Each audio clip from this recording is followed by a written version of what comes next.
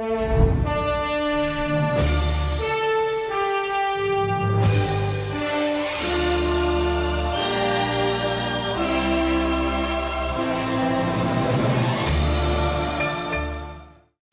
eu quero convidar os irmãos para abrirem suas Bíblias na segunda carta dos Reis, no capítulo de número 4, onde nós leremos do versículo 8º até o versículo de número 35. Melhor dizendo, até o 37. Segundo livro dos Reis, capítulo de número 4, versículo de número 8, até o final do capítulo. Diz a palavra do Senhor, eu a lerei na nova versão internacional, a NVI. Certo dia, Eliseu foi a Sunem, onde uma mulher rica insistiu que ele fosse tomar uma refeição em sua casa. Depois disso, sempre que passava por ali, ele parava para uma refeição. Em vista disso, ela disse ao marido: sei que esse homem que sempre vem aqui é um santo homem de Deus. Vamos construir lá em cima um quartinho de tijolos e colocar nele uma cama, uma mesa, uma cadeira e uma lamparina para ele. Assim, sempre que nos visitar, ele poderá ocupá-lo. Um dia, quando Eliseu chegou, subiu ao seu quarto e deitou-se. Ele mandou seu servo Geazi chamar a sunamita. Ele a chamou e quando ela veio, Eliseu mandou Geazi dizer-lhe: você teve todo este trabalho por nossa causa. O que podemos fazer por você? Quer que eu interceda por você junto ao rei ou ao comandante do exército? Ela respondeu: estou bem entre a minha própria gente. Mais tarde, Eliseu perguntou a Geazi: o que se pode fazer por ela? Ele respondeu: bem, ela não tem filhos e seu marido é idoso. Então Eliseu mandou chamá-la de novo. Geazi a chamou, ela veio até a porta e ele disse: por volta desta época, no ano que vem, você estará com um filho nos braços. Ela contestou: não, meu senhor, não iludas a tua serva, ó homem de Deus. Mas Eliseu lhe dissera: a mulher engravidou. Mas, como Eliseu lhe dissera, a mulher engravidou e, no ano seguinte, por volta daquela mesma época, deu à luz um filho. O menino cresceu e, certo dia, foi encontrar-se com seu pai, que estava com os ceifeiros. De repente, ele começou a chamar o pai, gritando: ai, minha cabeça! Ai, minha cabeça! O pai disse a um servo: leve-o para a mãe dele. O servo o pegou e o levou à mãe. O menino ficou no colo dela até o meio-dia e morreu. Ela subiu ao quarto do homem de Deus, deitou o menino na cama, saiu e fechou a porta. Ela chamou o marido e disse: preciso de um servo e de uma jumenta para ir falar com o homem de Deus. Vou e volto logo. Ele perguntou: mas por que hoje? Não é lua nova nem sábado? Ela respondeu: não se preocupe. Ela mandou selar a jumenta e disse ao servo: vamos rápido, só pare quando eu mandar. Assim ela partiu para encontrar-se com o homem de Deus no Monte Carmelo. Quando ele a viu à distância, disse a seu servo Geazi: olhe, é a sunamita. Corra ao seu encontro e pergunte a ela: está tudo bem com você? Tudo bem com seu marido? E com seu filho? Ela respondeu a Geazi: está tudo bem. Ao encontrar o homem de Deus no monte, ela se abraçou aos seus pés. Geazi veio para afastá-la, mas o homem de Deus lhe disse: deixa-a em paz, ela está muito angustiada. Mas o Senhor nada revelou e escondeu de mim a razão de sua angústia. E disse a mulher: acaso eu te pedi um filho, meu senhor? Não te disse para não me dar falsas esperanças? Então Eliseu disse a Geazi: ponha a capa por dentro do cinto, pegue o meu cajado e corra. Se você encontrar alguém, não o cumprimente, e, se alguém o cumprimentar, não responda. Quando lá chegar, ponha o meu cajado sobre o rosto do menino. Mas a mãe do menino disse: juro pelo nome do Senhor, e por tua vida que, se ficares, não irei. Então ele foi com ela. Geazi chegou primeiro e pôs o cajado sobre o rosto do menino, mas ele não falou nem reagiu. Então Geazi voltou para encontrar-se com Eliseu e lhe disse: o menino não voltou a si. Quando Eliseu chegou à casa, lá estava um menino morto, estendido na cama. Ele entrou, fechou a porta e orou ao Senhor. Depois deitou-se sobre o menino, boca a boca, olhos com olhos, mão com mãos. Enquanto se debruçava sobre ele, o corpo do menino foi se aquecendo. Eliseu levantou-se e começou a andar pelo quarto. Depois subiu na cama e debruçou-se mais uma vez sobre ele. O menino espirrou 7 vezes e abriu os olhos. Eliseu chamou Geazi e o mandou chamar a sunamita. E ele obedeceu. Quando ela chegou, Eliseu disse: pegue seu filho.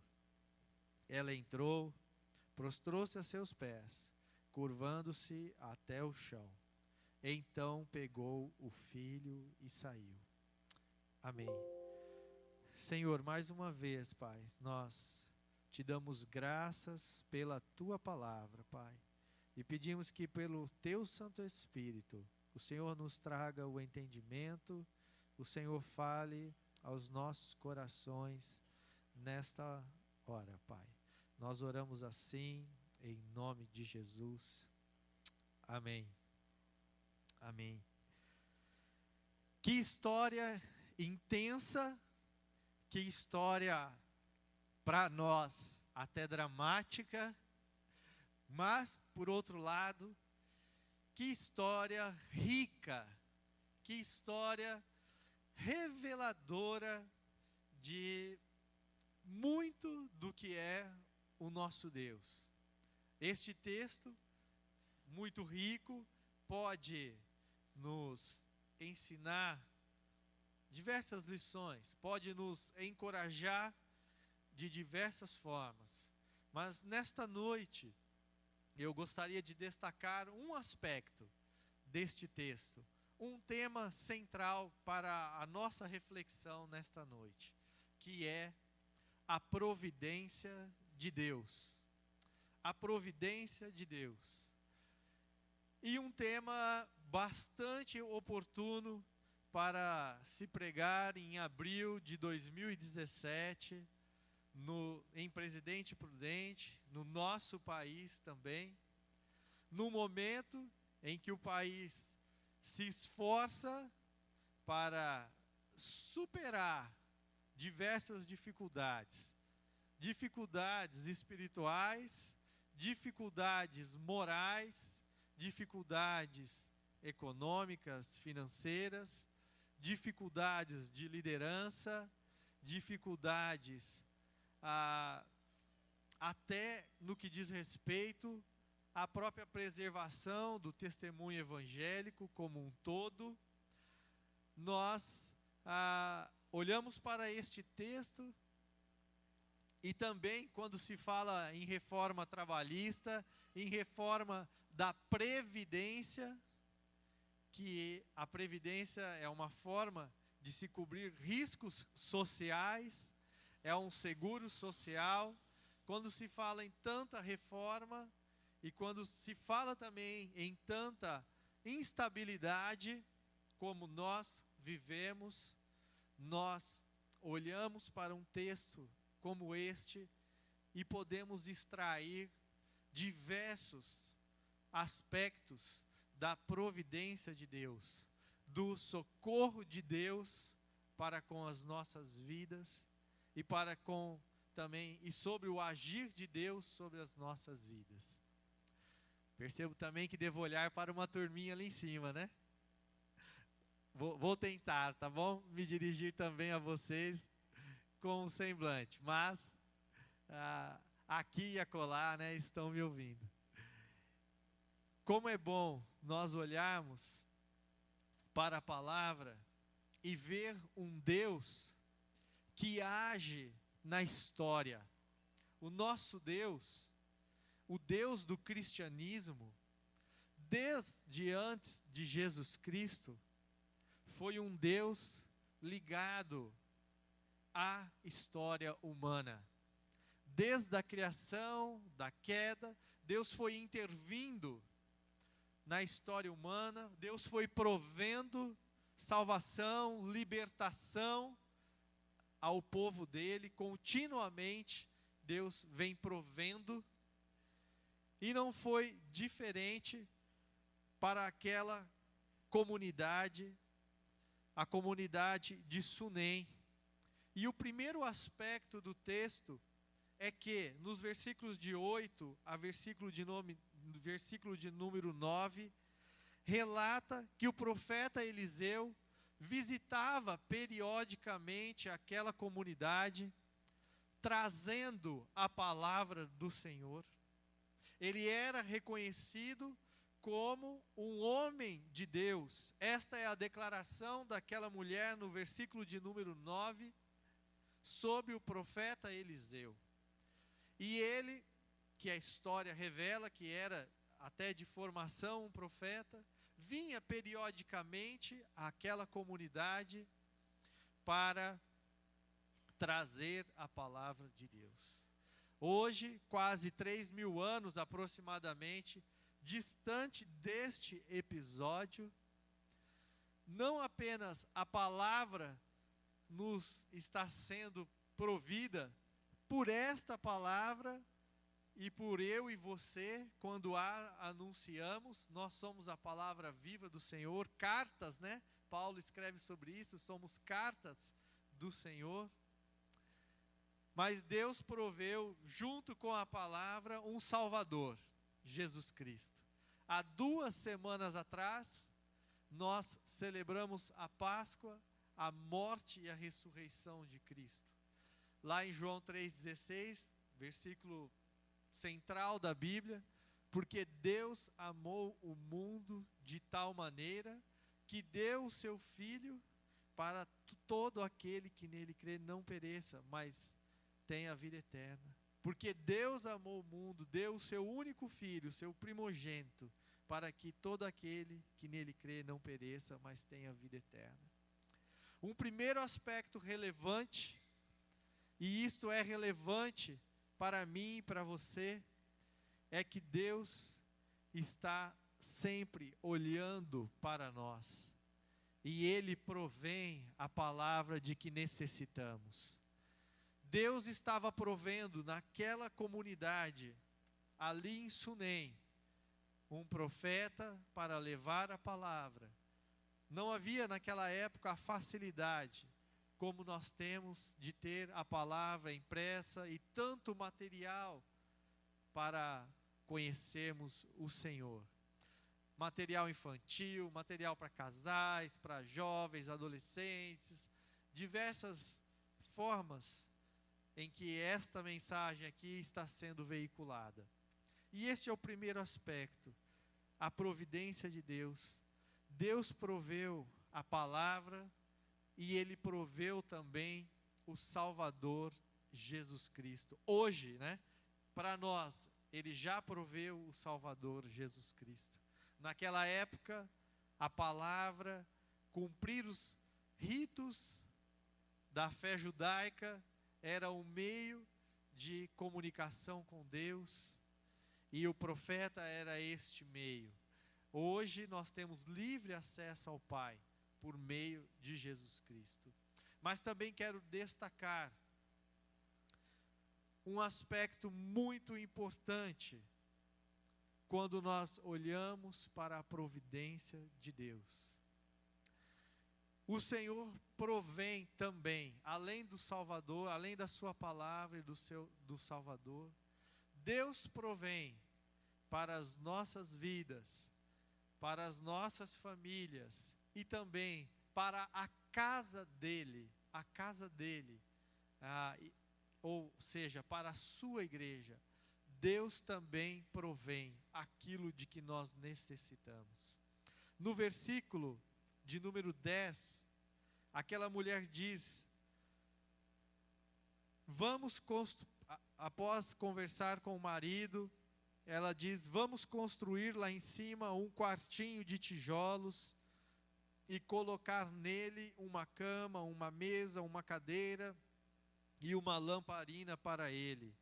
Assim, sempre que nos visitar, ele poderá ocupá-lo. Aqui revela o cuidado de Deus para com aquele profeta, e eu posso visualizar nisso o cuidado de Deus para que a obra dele continuasse sendo realizada. E aí, nos dias de hoje, nós não temos mais esta figura ícone isolada, como era no Antigo Testamento, dos profetas, dos sacerdotes, de pessoas que eram o vínculo entre o povo, de um modo geral, e Deus. Nós temos hoje, embora tenhamos os sacerdotes, tenhamos pessoas que exercem ministérios especiais, mas esta situação, simbolizada por Eliseu, facilmente nós podemos detectar como a igreja do Senhor Jesus Cristo. Deus provendo a igreja dele e provendo a esta igreja, aos ministérios que esta igreja realiza, e o que Deus quer fazer no mundo afora, inclusive por meio desta comunidade, a comunidade aqui da IPB, do Jardim Everest. É Everest, né? Deus é um Deus que provém na vida da sua igreja. Nós estamos, sim, sendo impactados como igreja, e notícias de campos missionários também sofrendo o impacto da crise econômica vivenciada pelo nosso país. Mas nós temos que crer e buscar no Senhor que Ele continue mandando quartinhos de tijolos com cama, mesa, cadeira, lamparina. O nosso Deus é um Deus também que vai cuidar da sua igreja, vai cuidar da obra dele. E nós temos que perseverar, nos dispondo a sermos estes instrumentos. Nós lemos lá em 2 Crônica 31, versículo 5, agora há pouco, no momento dos dízimos e das ofertas, que o povo trouxe o dízimo todo e houve abundância ali. E quando nós fazemos isso, o que nós experimentamos? Lá em Malaquias 3:10 diz que nós experimentamos, quando nos colocamos como agentes do reino de Deus, nós experimentamos a fidelidade, como cantamos, né? Deus é fiel. Quando nós nos dispomos, como aquela sunamita dispôs, ela foi um instrumento da providência de Deus na vida de Eliseu. Hoje, eu e cada um de você, nós somos também providos por Deus, mas nós somos a providência na vida da igreja, na vida de outras pessoas. Nós somos a providência de Deus também. para a manutenção da obra missionária, da expansão do reino de Deus. E quando agimos com fidelidade, com certeza, até quando não agimos, nós experimentamos a fidelidade de Deus. Mas a palavra ali, em Malaquias 3,10, diz que a gente pode até colocá-lo à prova, se ele não vai superabundar também nas nossas vidas. E um terceiro aspecto que eu gostaria de destacar neste texto, é que Eliseu, ele fica intrigado. Essa mulher tem sido generosa, essa família, essa mulher, esse marido, eles têm sido tão generosos, construíram este quarto, nos recebem, porque ele conversa com o servo Geazi. Olha, o que nós podemos fazer? E a primeira tentativa é de uma situação política, ou econômica, ou social. Eles oferecem ajuda junto ao rei, ao comandante, mas aquela família não necessitava de nenhum aporte financeiro, não precisava de nenhuma ascensão social. Aquela família não passava por esses tipos de necessidades, mas o servo Geazi, ele havia sentido a ausência de algo especial naquela família. Para aquela família, aos olhos de Geazi, incomodava não ter um filho. E ele traz ao profeta Eliseu a mensagem: olha, eles possuem muitas coisas, mas eles não têm filhos. E tem um agravante: o marido já é idoso. Não sabemos qual a condição humana, biológica, fisiológica para a concepção. Havia aos olhos deles a necessidade de uma providência, sim, para aquela família. E eu pergunto, talvez hoje, na sua família, também esteja faltando algo. Talvez hoje, você também esteja precisando de expor esta situação ao Senhor, ou então, se você já está expondo, talvez você precisa ser animado com relação a algo da sua casa também, da sua família. E o servo Eliseu, ele pede para Geazi chamar a sunamita, e ele diz: por volta desta época, no ano que vem, você estará com um filho nos braços. O espanto da mulher com relação a esta providência de Deus foi tão grande que ela retruca. Ela talvez tenha até ficado brava. Na minha tradução diz que ela contesta. Ela diz: não, meu Senhor, não iludas a tua serva, ó homem de Deus. Talvez você esteja passando por situações difíceis. Não sei se a ausência de alguém, não sei se uma enfermidade, se uma dificuldade financeira, de relacionamentos. E talvez, quando você ouve uma palavra, também por conta da dor ou da desesperança,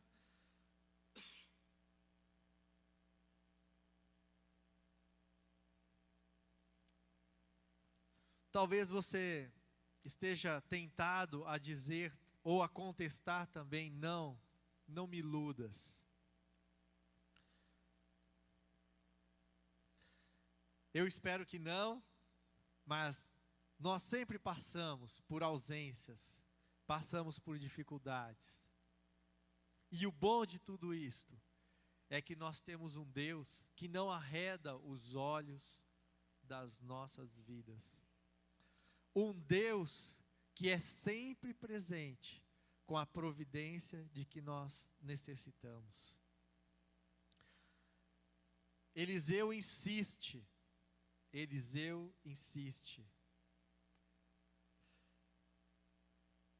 Ele dá esperança a ela. Ele fala: você terá um filho. E segue o texto, narrando que nasce a criança. Com certeza houve júbilo. E ainda pequeno, o menino adoece e vem a falecer. E aquela mãe procura. O texto diz que ela não comentou ao marido sobre o óbito do menino. Diz que ela pegou o menino, provavelmente com fé, colocou o menino na cama do profeta, guardou-o no quartinho superior e foi buscar ajuda. Foi clamar a Deus junto com o profeta. E é claro que, ao encontrar, ela, versículo 28, ela mais uma vez contesta: acaso eu te pedi um filho, meu Senhor? Não te disse para não me dar falsas esperanças? Mas Eliseu cria naquilo que Deus estava fazendo. Eliseu cria nas promessas do Senhor. Ele sabia que aquilo que Deus havia ordenado ele a falar, e aquilo que já havia se cumprido, por ser do Senhor, não era maldição, era bênção na vida daquela família. Eliseu primeiro quer mandar o servo, a mulher: não, tu vais comigo. Então, ela chama o profeta: olha, saiu da sua boca, vamos lá. E o profeta vai com ela. O profeta vai, mais uma vez, intercede ao Senhor. Ele entrou, versículo 33, fechou a porta e orou ao Senhor. E Deus ouviu a oração. E o menino espirrou 7 vezes, final do versículo 35, e abriu os olhos. E Eliseu então entrega o menino de volta à sua mãe. Quando eu meditava nesse texto, me lembrei demais do Sermão da Montanha, de quanto Deus entra com providência nas nossas vidas. Busquem, pois, em primeiro lugar o reino de Deus e a sua justiça, e todas essas coisas lhes serão acrescentadas. Portanto, não se preocupem com o amanhã, pois o amanhã trará as suas próprias preocupações. Basta cada dia o seu próprio mal. Capítulo 6, versículos 33 e 34 do Evangelho de Mateus. E na sequência, esse texto, o texto da sunamita e do profeta, fala de uma fé em Deus que o profeta tinha, e a mulher também creu nisto, quando o foi chamar para experimentar a providência. E no Sermão do Monte, logo a seguir, no capítulo 7, do versículo 7 ao versículo de número 12, Jesus nos desafia a perseverarmos também na oração, numa oração com fé, a buscarmos sempre a presença dEle, a buscarmos sempre a presença dEle. E no capítulo 7 de Mateus, Jesus começa, peçam e lhes será dado, busquem e encontrarão, batam e a porta lhes será aberta. E concluindo essa passagem aqui da persistência na oração, termina com algo coletivo, versículo 12, assim, em tudo, façam aos outros o que vocês querem que eles lhes façam, pois esta é a lei e os profetas. Assim, em tudo, façam aos outros o que vocês querem que eles lhes façam, pois esta é a lei e os profetas. A providência de Deus nas nossas famílias, ela é real. A providência de Deus nos nossos lares é real. E o apelo de Jesus Cristo a nós é: me busquem em primeiro lugar, me busquem com perseverança, mas também tudo aquilo que vocês estão buscando, desejem ao outro. E aqui o desejar é: compartilhe também com o outro aquilo que você pode. A providência de Deus para a minha família pode também ser a providência de Deus para a sua família. E o texto da Sunamita é muito rico nesse aspecto da providência de Deus. Deus proveu aquele local para Eliseu. Deus proveu aquele local para Eliseu, sem que ele tivesse pedido. Não havia uma busca. Ele ia àquela comunidade e tomava uma refeição naquela casa. Não tinha outra pretensão. Provavelmente tomava uma refeição ali, porque a mulher o convidava. E aí a mulher resolveu, ela e o marido, construir um cômodo, melhor abrigá-los. E depois, Eliseu, e essa mulher não tinha nenhuma pretensão de receber nada em troca. Ela simplesmente quis abençoar. E Eliseu também teve essa disposição de abençoar. Eliseu experimentou a providência de Deus na vida dele, mas ele se colocou também naquela família como providência de Deus, para abençoar aquela família. E eu quero concluir dizendo aos irmãos: o mais importante para as nossas vidas, Deus já proveu na cruz, que foi Jesus Cristo, morrendo e ressuscitando pelos nossos pecados. A principal providência, Deus, para nós que vivemos em 2017, ela está consumada, que é o Salvador Jesus Cristo. Mas, como nesta história, Deus também está provendo na vida da igreja dele. Deus está provendo, como proveu um local para o profeta Eliseu, uma base, um local, um ponto estratégico de pregação do Evangelho. Deus está provendo a vida da sua igreja, como um organismo vivo. A igreja como ministérios, mas a igreja também como eu e você.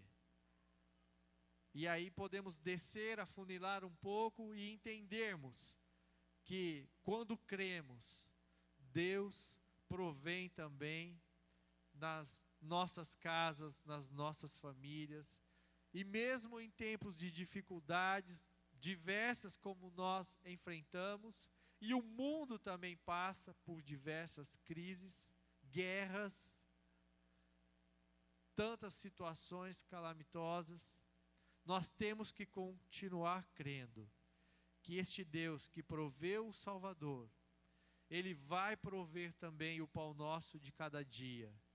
Ele vai prover o socorro.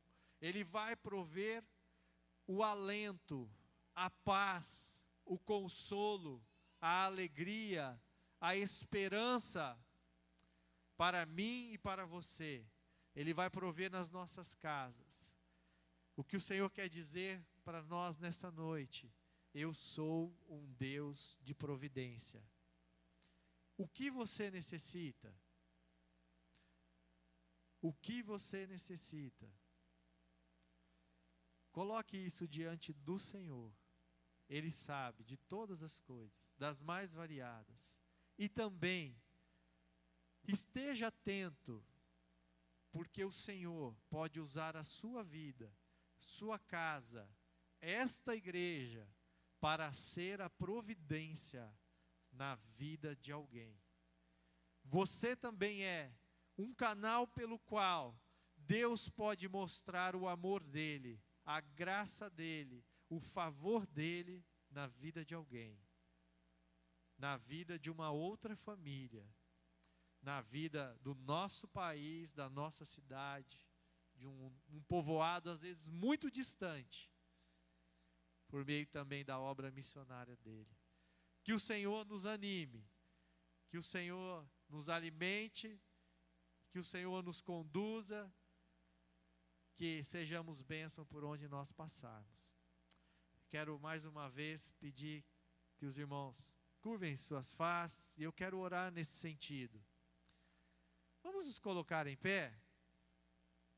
Eu quero que você se coloque também diante de Deus. Se tem algo que tem tirado a tua paz, se tem uma necessidade, uma dor, Deus é o Deus da providência e de todos os aspectos.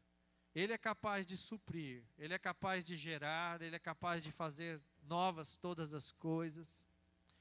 Coloque-se em oração, coloque isso diante do Senhor.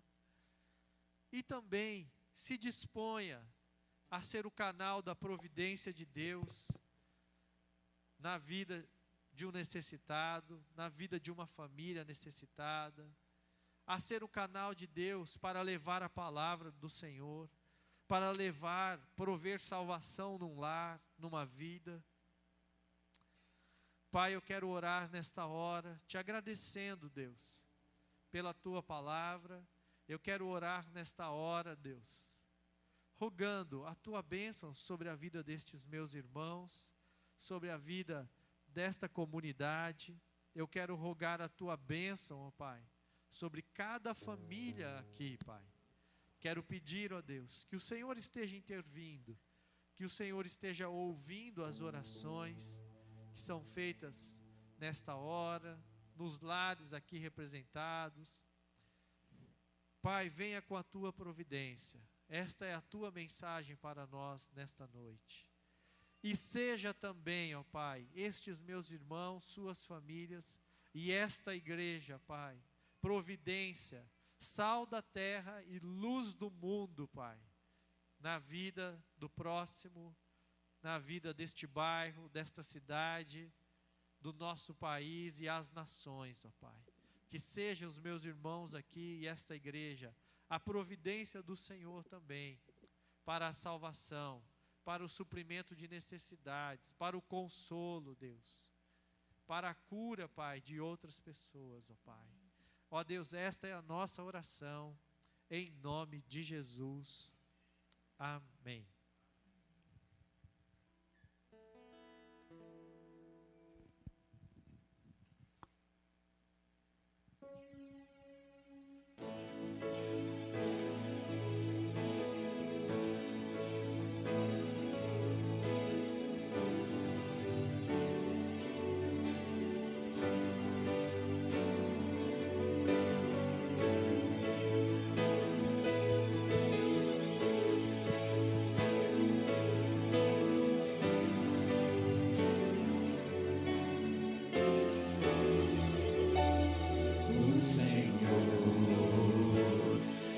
Minha força, Ele faz os meus pés como os da costa. O Senhor, o soberano, Ele faz andar em lugares altos. O Senhor força, Ele faz os meus pés como os da costa. O Senhor, o soberano, me faz andar lugares altos.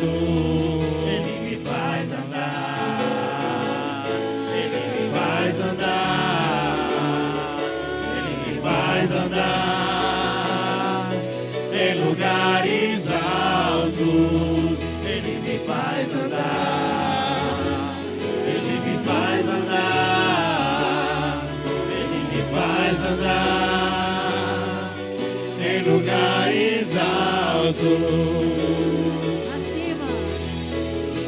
Acima dos problemas, acima das tribulações, acima do pecado, acima das tentações, acima das minhas dores, acima das perseguições, acima deste mundo, acima das desilusões.